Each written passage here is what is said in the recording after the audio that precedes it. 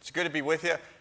I try to have the class back here. I know we do that on Sunday morning. I try to have it back here so we can talk a little bit when we're together, and I can hear you okay, and you can hear each other. But, man, about 7 of us were standing in the back for that. So we're filling up a little bit. I might have to move this next week. We'll see.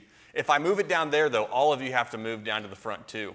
7 of you already shook your head no. So, okay, well, then you're going to love each other close together back here. If you've got a Bible, turn to Genesis chapter 4. Genesis chapter 4.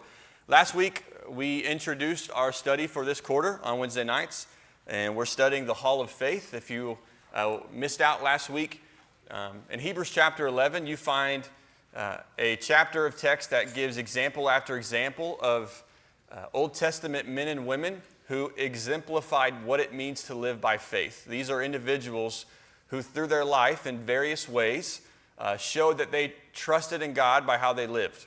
They all did different things, some big, some small, that we might suggest is small, but yet they all showed trust in one way or the other, and that's what we're looking at this week. It's this idea, we're starting to look at one of those individuals this week.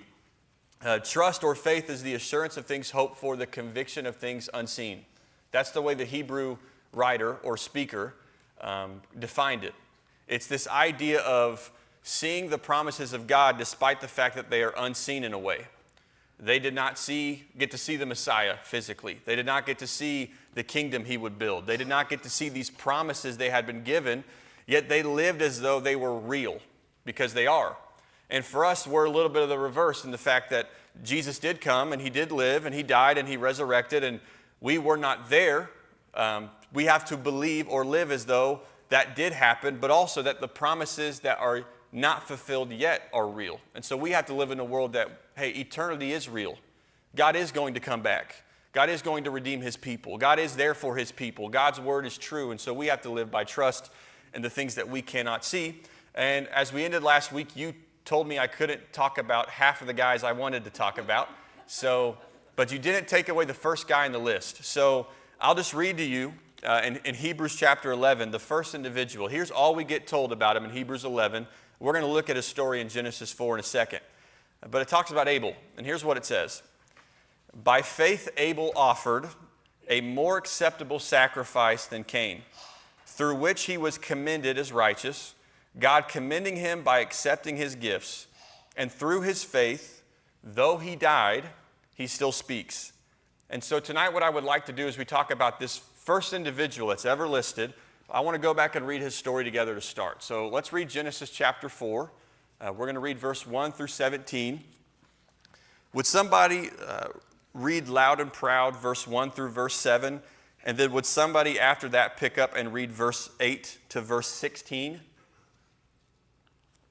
That same day, Jesus went out of the house. Adam made love to his wife Eve, and she became pregnant and gave birth to Cain.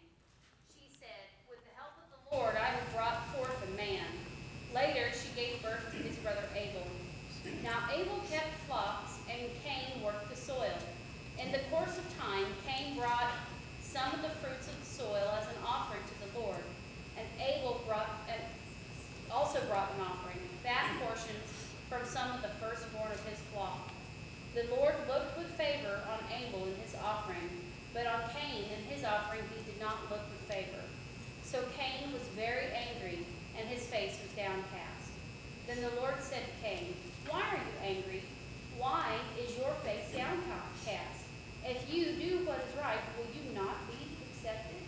But if you do not do what is right, sin is crouching at your door. It desires to have you, but you must rule over it." Cain told Abel his brother, and it came about when they were in the field, Cain rose up against Abel his brother and killed him. And the Lord said to Cain, "Where is Abel your brother?" And he said, "I do not know. Am I my brother's keeper?" He said, "What have you done? The voice of your brother's blood is crying to me from the ground. Now you are cursed from the ground, which has opened its mouth to receive your brother's blood from your hand. But when you cultivate the ground, it will no longer yield its strength to you. You will be a vagrant and a wanderer on the earth." Cain said to the Lord, "My punishment is too great to bear. Behold, you have driven me this day from the face from your face I will be hidden. And I will be a vagrant and a wanderer on the earth, and whoever finds me will kill me. And so the Lord said to him, therefore whoever kills Cain, vengeance will be taken on him sevenfold. And the Lord appointed a sign for Cain, so that no one finding him would slay him. And then Cain went out from the presence of the Lord and settled in the land of Nod, east of Eden. Okay, so thank you for reading. The Genesis account, right before this, you find Adam and Eve, they've sinned, and they're kicked out of the garden. And we don't get, a time frame of how long it's been since they were kicked out. We don't get a lot of details of the in-between, but it goes immediately from, hey, you're removed from the garden, no one will enter back into it, to Adam and Eve bore 2 children. They knew each other, and they had these 2 boys. We don't know if they had girls before this. We don't know all the genealogy, everyone in the family tree, but the first 2 boys apparently seem to be Cain and Abel. And one thing to understand about Genesis is it's a narrative. And what I mean by that is it's a story. And what that means is this is the story of the beginning. And while it tells us everything we need to know, it does not tell us everything. It tells us, apparently this is what God said, this is what you need to know. You likely have more questions or would like more details, but you don't get them. Because what you need to know, that's what you get. Like, for example, how long did Adam and Eve live in the garden before they sinned? You ever thought about that? Right up till the time they were kicked out. Right up till the time they were kicked out, exactly. Were they good roommates and they were there for a few years, or was it really quick? This ain't gonna work out really quick when they sinned. I don't know. How long did they live outside of the garden before they started having children? You ever think about that? How long was that? We don't know. Here's one. What was the age difference between Cain and Abel? Because when you read the story, what is kind of in your head when you think about 2 brothers who one gets jealous and kills the other? You kind of think they're close in age, but once again, we don't know. You can surmise some things from the genealogies, but you just don't know. How old were they when Abel was killed? We don't know. What do you think? What stage of life do you think they were in? Do you think they were teenagers, kids, or adults? Okay, why do you think they're adults? What'd you say? Huh? They had jobs. Okay, one of them worked the fields, and then the other worked the sheep. So we think, okay, they're of working age, so we assume or infer they're adults. It's very possible they are much older than you think. So you have to remind yourself, the garden was perfect. DNA, everything about it was perfect. Sin had not cursed everything for Adam and Eve. So this is peak genetic material or peak DNA. People lived a lot longer in the Old Testament. You see that, right? You're going to find people having children at 150, and that's a regular thing in the early parts of Genesis. Some of you are like, 150? Sorry, what? But that's just what it is. So it's very possible they're older, and you can get into why that is if you read some stuff on it online. I won't bore you with that. But That may have been because God was still striving with man. There's a point in time where he talks about all the longer strive. so we don't really know, to be honest. It could be they were in the garden for some time. It could be they had been out for a while. But regardless, we just don't know some details, and that's the idea with this narrative story. But they're removed from the garden. That means Cain and Abel are the first 2 individuals that we see living in a fallen world, if they had no other children first. They were at the very least some of the first. I want you to remember what the Hebrew writer said about faith, though. It is the assurance of things hoped for, the conviction of things what? Not seen. You guys know that. That's great. Paul would say in 2 Corinthians, for we walk by faith and not by... why isn't Adam listed in Hebrews chapter 11? You ever thought about that? Here's the first guy. What would your obvious answer be? Why is Adam not listed in Hebrews 11? He sinned. Now, the rest of these people, they sinned too, right? They weren't perfect. Moses killed a guy. David killed a guy. Come to think of it, a lot of these people killed a guy. But, okay, Adam sinned. That's one part. Something I ever thought of was, though, when they're living in the garden, who's with them? Are they really walking by faith or sight there? You ever thought about that? I've never thought about that. I don't know if that's a good point or even true. But, for the rest of them, they're kicked out of the garden, so God speaks to them, but they don't get to live amongst God in that way. So they're They're living with him by what they see. For Cain and Abel, they're the first two individuals we read about who are now having to live by faith. Or at least that's the choice they have to make. And so it's just an interesting idea. Abel is the first person listed in Hebrews 11 because he is the first example of walking by faith. He is the genesis of Hebrews 11. He is the beginning of the hall of faith because he's the first person to show it. And so what's the idea? Verse 3 and 4 of chapter 4. You have Cain and Abel, and what's the story play out? They both come to God with what? Okay, did the text tell us anything about needing to do that? And we don't get that. Once again, you don't get all the details of the story. You just get what you need to know. We don't know how long it has been, while they're living we don't know when God told them to bring an offering. We don't know what God said about bringing an offering. We don't know how long it had been, until he told them. But we can kind of infer God must have said something, right? Because they bring an offering. So God must have spoke to them in some way, and we don't have those words, but we can infer it. This is the patriarchal age, meaning God speaks to the fathers. So even though he didn't live amongst them, he would still speak. They both bring an offering, though. So they had this idea of we need to. What was the difference in their offerings?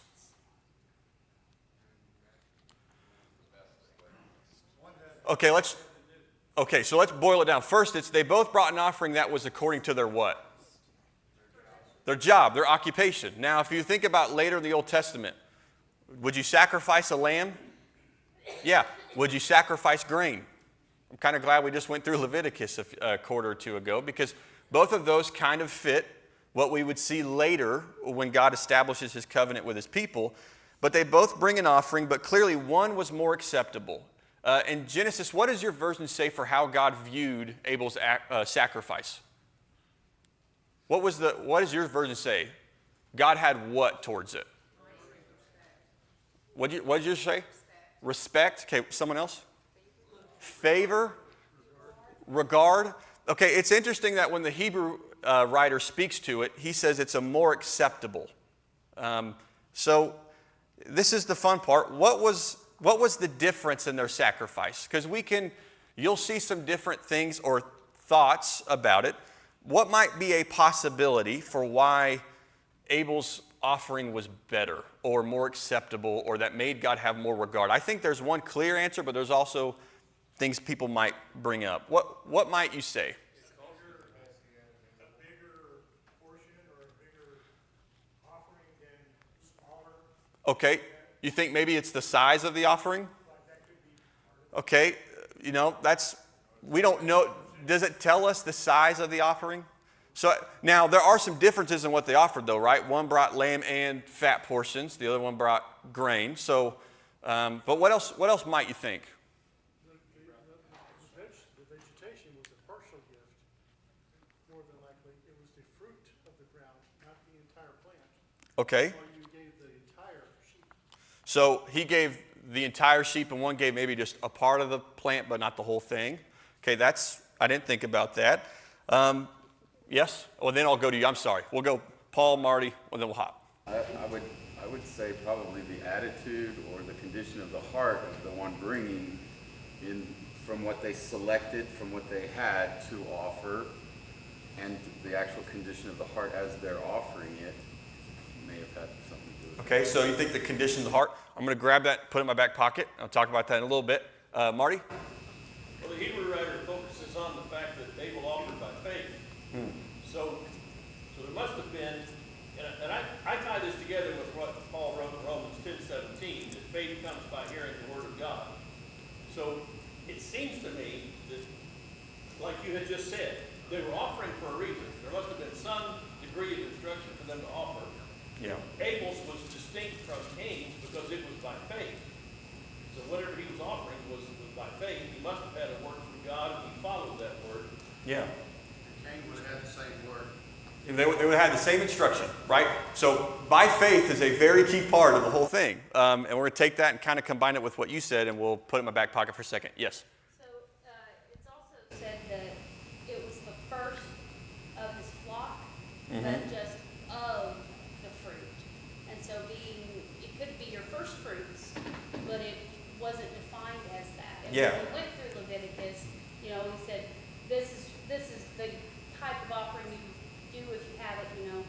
bull, the best of the flock, and then it goes down based Yeah. on how much you can afford. And a grain offering was acceptable, you mix with oil and put together, but it wasn't the preferred offering So- in that list. Yeah, we talk about in James. James talks about Christians being the first fruits in a way, like the best of his creation and idea. So there's a few things I was going to mention. Like one, Abel brought the firstborn, the best of his lambs and the fat portions, while Cain, it says he only brought some of his crops. So maybe there's an idea of one brought what was his best and the other one just brought something. Okay, so that's one idea. Abel's offering, you might say it closely matches the future requirements of the future laws in the Old Testament, but grain offerings were a thing too. So maybe it's the best idea. That was a difference. Another big difference between their offerings was Abel's offering was a blood offering and Cain's was not. Now, that would require an inference that maybe God mentioned a blood offering was, meant more. We know, we read this backwards, so we know how much blood means, right? The blood sacrifice of Jesus, the blood of, a bull or a goat. But at the time, look, they have different jobs. They're bringing what they had. So I don't know if that's it, but someone might say a blood offering. But I think the biggest reason why one sacrifice, and this is the point, is that one brought their sacrifice or their offering by faith, and the other did not. That's it. We don't have all the details of the offering stuff, but what we can know by what he said is one brought it by faith, and the other one did not. God sees the heart. He does. We look at other people and we judge based off what most of the time? We judge by what we see. And we see actions or we hear words. And look, from the abundance of the heart, the mouth speaks. Some of what we do and say is an indicator of what's within us. But sometimes we judge people's motivation or intention or their attitude based off what we see, but God sees much deeper than we do. And so in this text, you get a glimpse of maybe Cain had an attitude or a motivation or a lack of care for what God asked of him. And once again, we don't have those details, but it seems that way. Is there anything in this story or in the text we just read that might show us there was something within Cain that could have caused an issue with God? Because clearly God has an issue, right? I mean, if you just go back and read it, what do you see in the text that says maybe there's some red flags that there was something in Cain's heart? I'm going to go in a line, okay? Let's go Bob first. Yeah, yep. Am I my brother's keeper? Yeah, am I my brother's keeper? Does that say maybe something's wrong with his heart? Hey, where's your brother at? Am I in charge of my brother? Am I supposed to be taking care of my brother? Well, kind of, and you also killed him. So, yeah, something's wrong there. Marty, you had your hand up. Well, God said, you can do right if you want to. He didn't want to. It seems to stand out to me when he makes that statement. If you do well, will you not be accepted? As if to say, you can do the right thing if you want, you can choose to do right, but he obviously did not choose to do right. Yeah, that's verse 7, and look what he says right after. And if you do not do well, what? Sin is crouching at your door. So clearly God saw something in Cain that was a problem. There was something within him, and we don't see it. We don't know exactly what it is, but there was something within him that God did not see the same way. Billy, did you have your hand up? You did? Did someone already steal your point or thought? Or go ahead. Go. Hey, like a pitcher, fastball it. What do you got? Okay, we're talking about God says he respected one's offering and disregarded the other. Yeah. In order to have respect for somebody, it gives an indication to me that God said do this, this, and this. And yet if you don't do it, you would not have respect for what you did. If the king had done what he was supposed to do, the king Yeah. had no respect for what God told him to do, and Abel did. So the king killed him. Yeah. And that's going to crash us to we're also, like you said earlier, who's my brother's keeper, like Bob was talking here. Yeah. In other words, we are our brother's keeper, each and every one of us. If you help us get through this life and get through this world and obey God and have that happen. You guys ever heard people talk about like the progression of sin? How it tends to start small? I wonder if you kind of see that here, right? Like, hey, you're supposed to offer something to God and sacrifice, and maybe there's something in him that keeps him, I don't know, from doing it the right way, or doing it, not following the procedure, or maybe it's his intention and motivation or attitude. But it starts there, and then God warns him, but he doesn't heed the message, and that grows into murder. I have three. Hold on.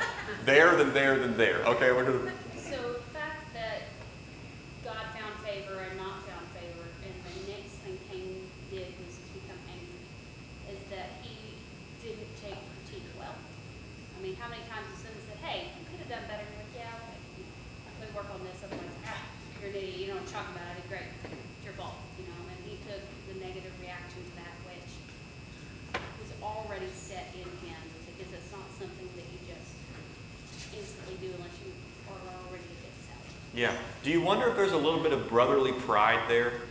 In terms of, I'm the youngest of three boys, and I know growing up when we played ball outside, like the one who lost was never happy. You know what I mean? And I don't know if you're competitive like that, maybe. But for one guy to get recognition and then the other brother to not, he accepts his, but not his. I don't know if it's kind of hit his pride a little bit, and he's jealous in a way or angry for that. I don't know, but there's some things there. What was your thought? Along the same lines, if his heart had been, where it should have been, he would have either been disappointed in himself or had at least contrition.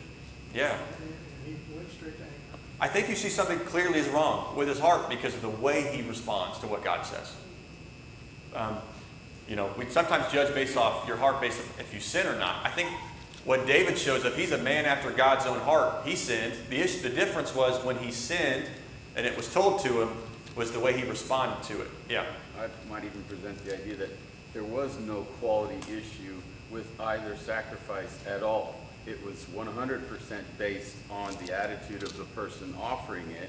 And Jesus, again, later down the road, kind of confirms this idea with the woman with the 2 copper coins. It had nothing to do with the size, nothing to do with the actual thing. It was the condition of the heart of the person. Yeah, so if we just stick to what the text says, it says nothing about his sacrifice was bad in terms of what he brought. Now, it could have been, but we don't know. But it says nothing about that. It says he lacks faith with it. So it seems to be something, if we're just saying what the text says, something internally. Yeah. It also said they argued. So there was your aspect after they had the sacrifice, they realized that one was accepted and one was not. And the two of them fought over that, and that's how he got killed. Yeah, it says they spoke. I don't know what that conversation was like. I don't know if Abel's like, hey man, what do you want me to do about it? I just did what God said. I don't know if your brother or sibling ever got in trouble and you didn't, and it's like, hey, if you just do what they asked, you would have been okay. I don't know, but they speak, but then he kills them. So there's just a lot of thoughts there. But I think what you can see is that the difference is faith and something internally. And you can see by how Cain responds that there is something going on within him that caused his sacrifice or offering to not be regarded. And so it takes a tragic turn, as we know, and Cain kills his brother. And since this moment, senseless violence has continued ever since. And you see there's an issue within his heart. He lies to God. He doesn't have concern for his brother. By the way, when God tells him he's sinned, what's he most concerned about? Is he most concerned about his sin? No, he's more concerned about its punishment. He's like, people are going to kill me, which is kind of funny because about everyone on the planet would be his relative, which makes more sense for why they'd want to kill him, because you just killed, your brother, our family. So it seems like a straightforward story in a way. We don't have all the details, but it seems the first man to live by faith is Abel, and he offers to God. He does what he asks, and he seems to have a heart or a motivation that's pure. And Cain is the opposite reflection of that. And if you just take that story right there and we stop and we pause, I'll ask you, what do you learn about faith from that story? Because that's the first person mentioned in this chapter. What do you learn about faith? Faith will get you killed. Faith will get you killed. All right, tag that and put that on Facebook. That's a great out-of-context quote for you there. I can feel it. I'm going to be clipped and put on YouTube for something. Faith will get you killed. It's funny. I have some points. I wanted to hear what you thought, but One of mine is faith doesn't keep us from suffering. And you learned that in this chapter, and we'll see that time and time again with people, but Abel lived by faith, but bad things still happened to him.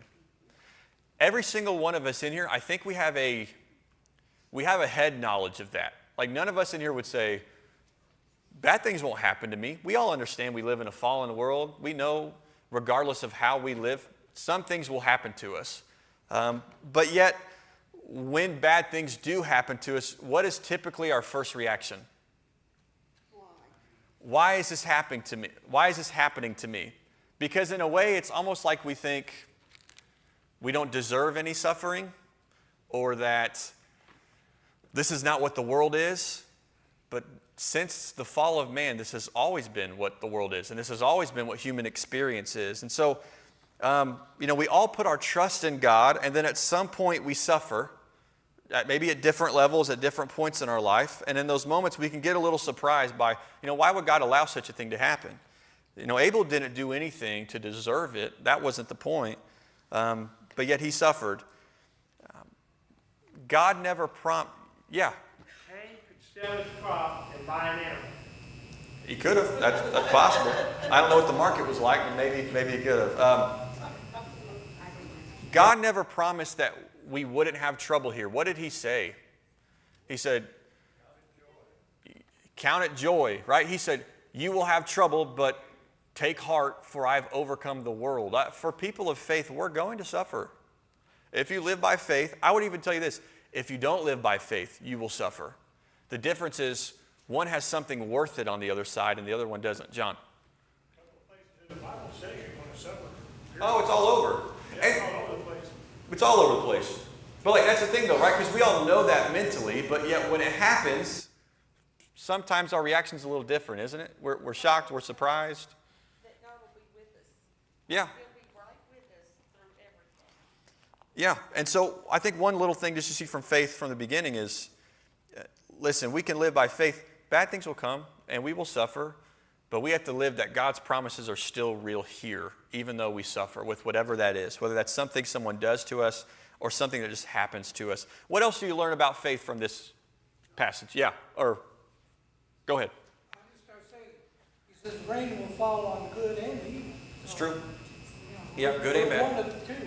Faithful and unfaithful, blessings and suffering. Billy, do you have something? When the Lord said to Cain, "Where is thy brother?" It's interesting he says, "I don't know." But here's the creator of the world. Yeah. He knows everything. He was sent forth the Spirit. He was created. He knows both these boys. And the ground's calling out, blood's calling out from the ground that I'm dead. Mm-hmm. God knows where it is. All I know what you've done is what he's trying to get you to do here. But he says, "I know not where my brother's keeper." Yeah. That's a sin in itself right there. And you should have been struck down by the wrath of God right then. Yeah. Is it coming? Okay, all right. We're okay. Okay, looking at this passage, is there anything else you learn about faith? I have other ones, but I just want to see what you pull out. No? You had one. Hold on to it. You might come back. Yeah. It seems like this sets a precedent that we see played out more than once in the rest of the scriptures. It's not long before we read about Joseph and his brothers hated him, sold him into slavery. Then it's not long before Jacob is there, and his older brother Esau is the one who despises his birthright and becomes Jacob's enemy and is hunting him down. And then there's David. He shows up with the army to take some things to his brothers that his dad sent. And, what are you doing here? How come you're not with those few stinking sheep out in the desert? It's like, this is just the way it always is. You should be more surprised when you read someone in this chapter that doesn't suffer than they do. There's a few. I think one is, it says in Hebrews 11, verse 4, by faith Abel offered. And we mentioned this last week, and we'll mention it probably every week. The faith that God desires from us acts. It acts. Faith is more than what we think. Faith is more than what we talk about. I worked with a minister in Elk City, and he had a sign in his office that said, what I do is what I believe. All that other stuff is just religious talk. And I kind of loved that because the idea was faith is more than just this thing up here. It leads. That's what trust is.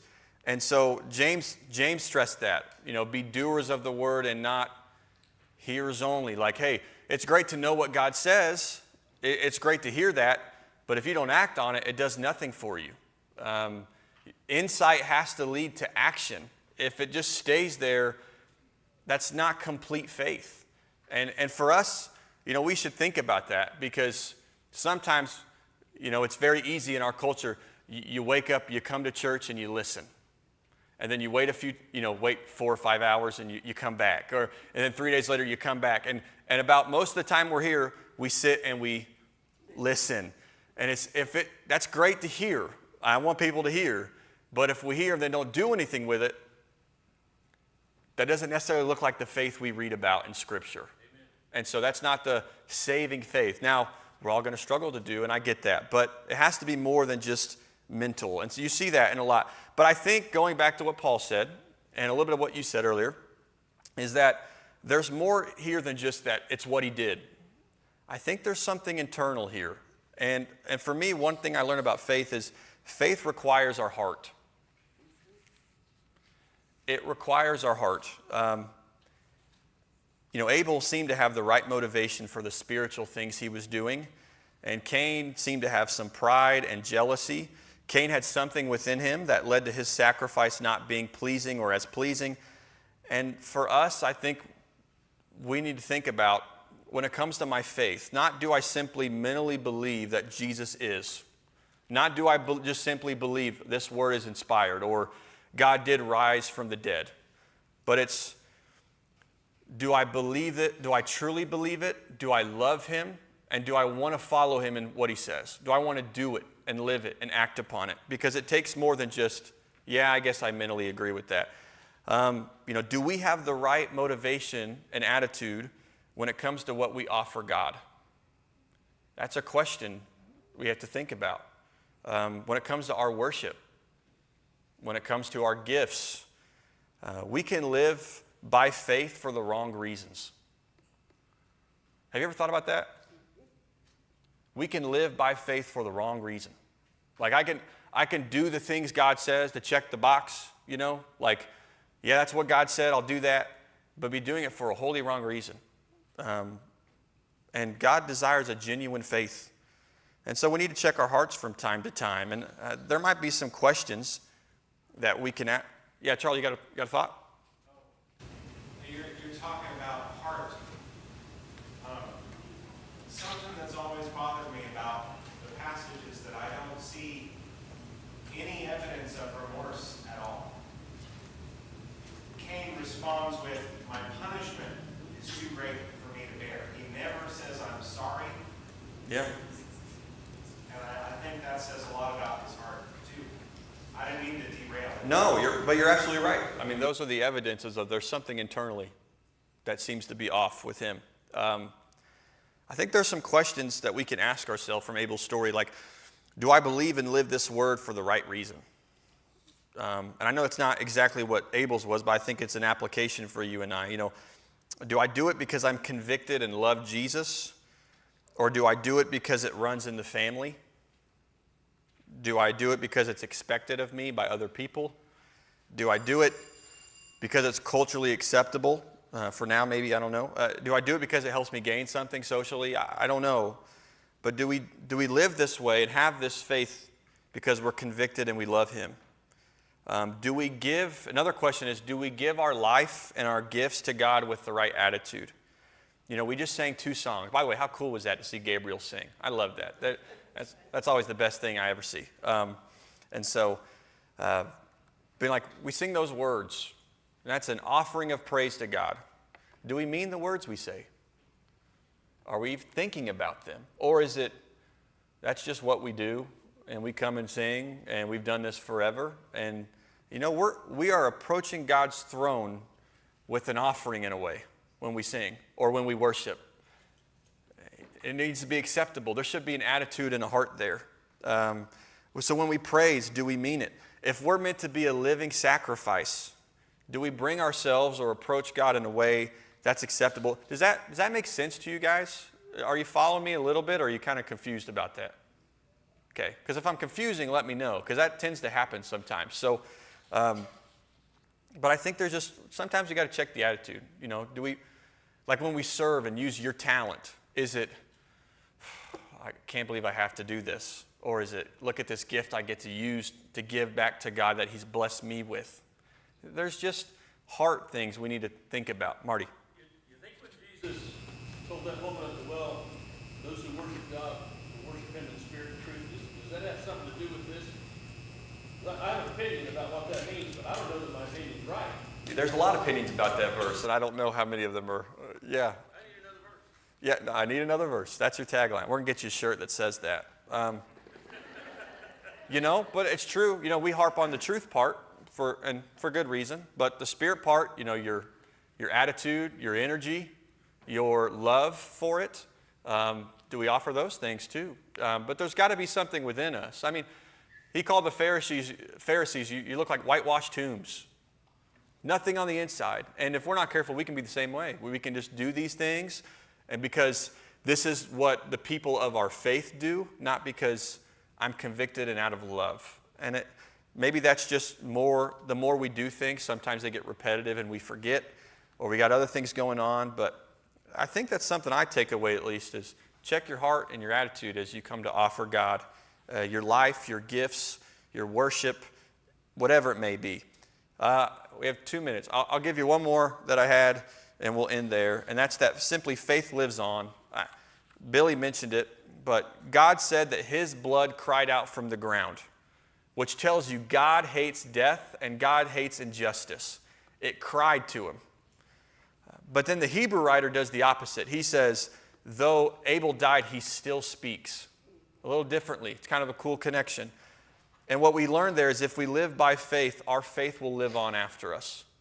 In one way, that's our influence and our example. You can think about individuals of faith who have moved on from this life onto their reward that still speak to you in a way. Some of you, you've been here for a long time. You look at these pews and you think of people who are not here anymore, and their faith impacts you.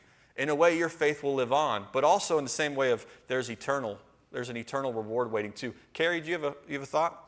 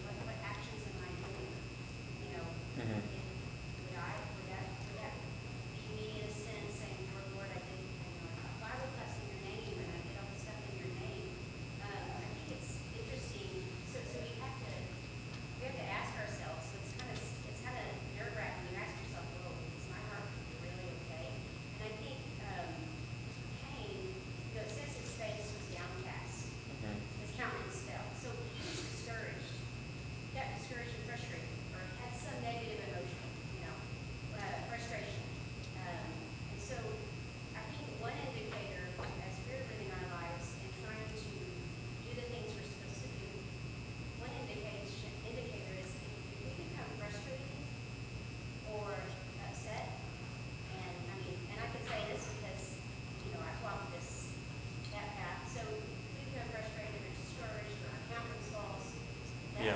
That's probably the opportunity, stop sign, to go back and look at our heart, because it's probably wasn't Abel that was the problem. It probably wasn't God that was the problem. Okay. The person whose countenance fell. Yeah. Stop and take a look at his heart. So I think that's a good lesson for me. Yeah. For us as we're doing all these things. Well, and I think that's good. It's this idea of, he says, you did all these things, but you didn't know me, with a passage of reference with Jesus on the Sermon on the Mount. We can do all these things, but not maybe our heart truly be there. And just a question. That's not to make everyone go home and like, oh, no, my heart's not right, But at times we need to check it. One great big way to know, how do you respond to your sin? You get angry or do you admit it? All right, last comment with Don, and then we'll close. No, you good.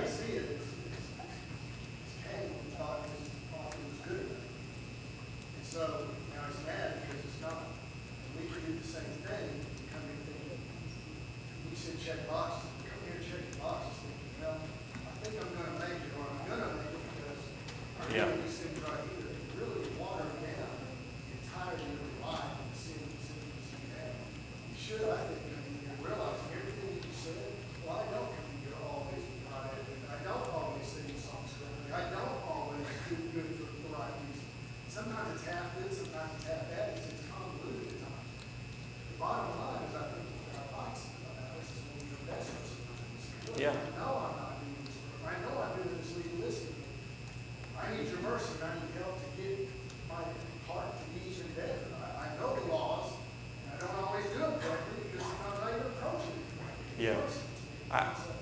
think that's great. About we do have those issues. Do we confess them? Like, because that was the issue. He got told, he had a chance, held on to it, responded the wrong way. So how do we respond to that? It's great. I'm over. I'm sorry, kids. Thank you for being here. I hope you got some of that class. I appreciate you. Have a good evening.